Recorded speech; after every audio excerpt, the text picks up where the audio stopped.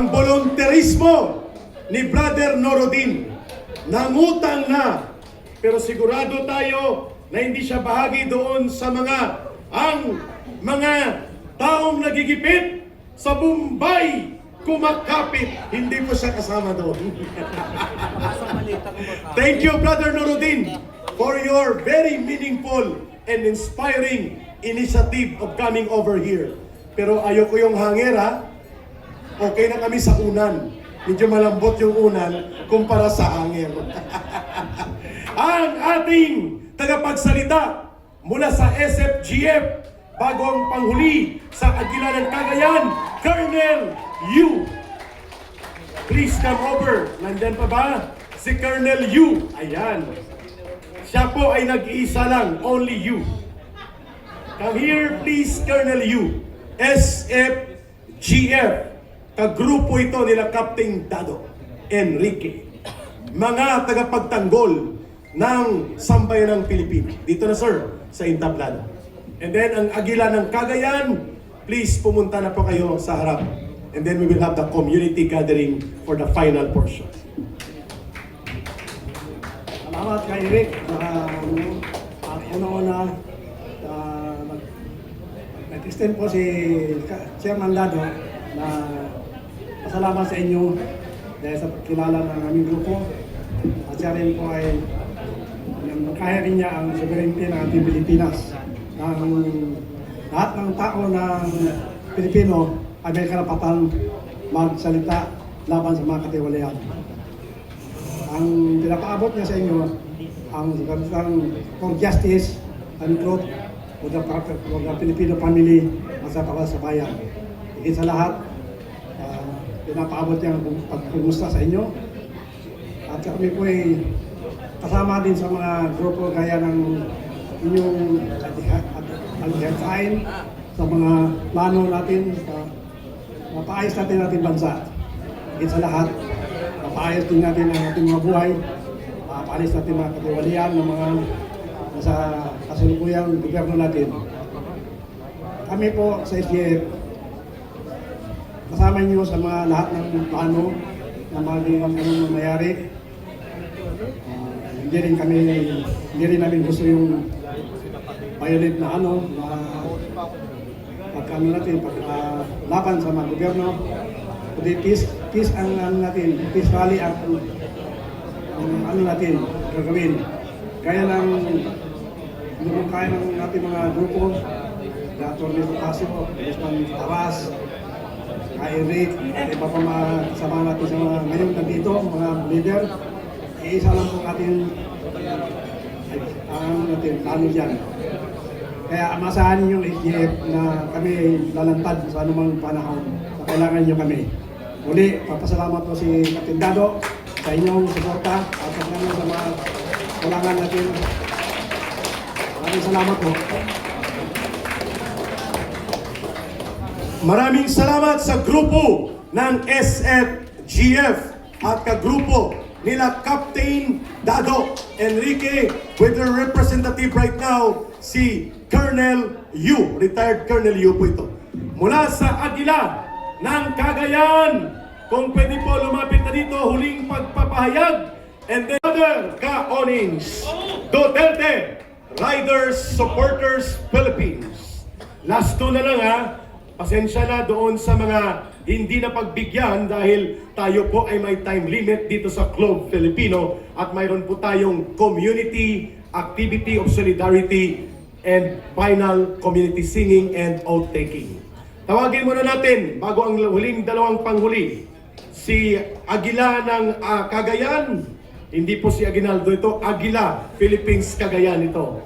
At ang isa ay ang mensahe nila Captain Dado sa pamamagitan ng kanilang representanteng si Colonel Yu, SFGF. Please come forward at kayo ay tatawagin na Colonel Yu. At the same time, ang representante ng Aguila ng Cagayan Group. Pero bago po kayong dalawa, ito ay boses ng mga Muslim brothers and sisters in solidarity sa kampilan na launching at pagtitipon. Si Ma'am Norodin Talipasan, Kasapi Barm from Cotabato City. Lapit na po si Ma'am Norodin. Ano ba? Okay, sorry. Ang nakalagay dito, akala ko Miss Norodin. I'm sorry, sir. Si Brother Norodin Talipasan from Barm and area ng Cotabato City. Opo, Assalamualaikum warahmatullahi ta'ala wabarakatuh. Magandang hapon sa ating lahat. Good afternoon po. Alam mo, kami sa Mindanao kung saan noong kapanahunan doon na nangyari ang nabuo ang mga makakaliwa dati.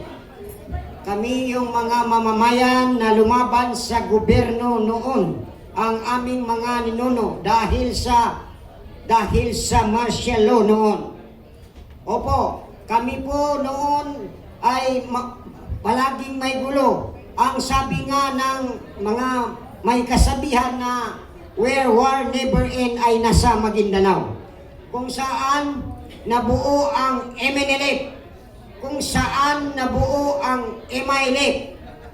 Kada mag-usap ang gobyerno at ang makakaliwang grupo noon magkakaroon ng anak, mga anak na iisa na namang dahil sa mga katiwalian noong ginagawa sa gobyerno at sa pagmamalupit sa aming mga maliliit na salaylayan.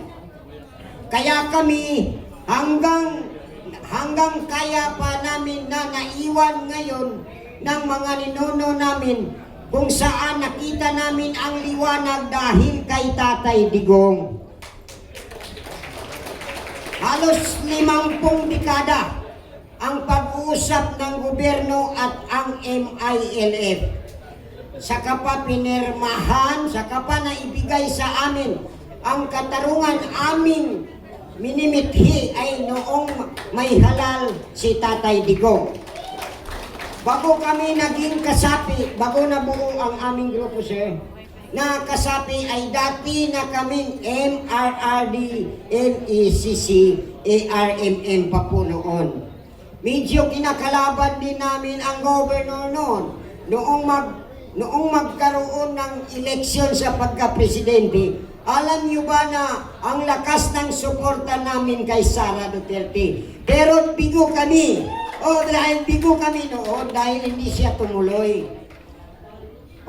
Ang kampanya namin noon sa laylayan, Sara Duterte. Pero medyo nabigo kami. Pero baka naman ngayong 2028, ngayon pa lang sisimulan na natin. Alam nyo, gumagamit kami ng bangka para lang sa signature campaign natin. Opo, makikita doon sa mga form natin na medyo nabasa.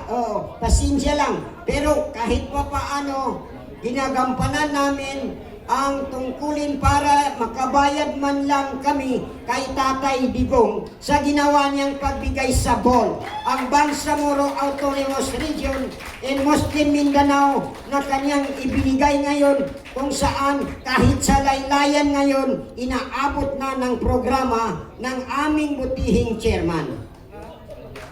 Ngayon po, inihikayat ko po ang mga kasamahan natin sa BARM at buong Mindanao, lalong-lalo na sa Cotabato City, na wag na tayong magpatumpik-tumpik pa. Dito na tayo kay Sara. Wala man tayong maibigay na pera, hindi man natin kaya magpunta dito sa Maynila. Dahil sa totoo lang po, nagsulisit lang ako ng pamasahe ko. Isang hamak na COS lang po ako. Kaya nahuli ako dahil hindi ako nakasabay sa mga kasamaan ko kay medyo kumulan yung bayad natin sa aeroplano. Kaya lang po, medyo mayroon din tayong isang salita kaya maraming nagpautang na rin. Opo. Babayaran lang natin pag-uwi natin pagka magbalik na tayo sa ating serbisyo. Tama yung sabi ni Sir kanina, yung rider, na hindi tayo natatakot sa mga asawa natin. Opo, Hindi tayo kung nasa tama ang ipinaglalaban natin. Kasi yung mga asawa natin, madali lang yan pakiusapan. Ako po, palagi hindi ko na lang ipakita ang likod ko kay medyo makahiya. Pero ang sikreto sa ating mga asawa pag magalit sa mga ganito, bilhin natin na hanger yung mahina lang. Kahit napaluin tayo, hindi gaano kasakit. With that, Assalamualaikum. Magandang hapon po sa ating lahat.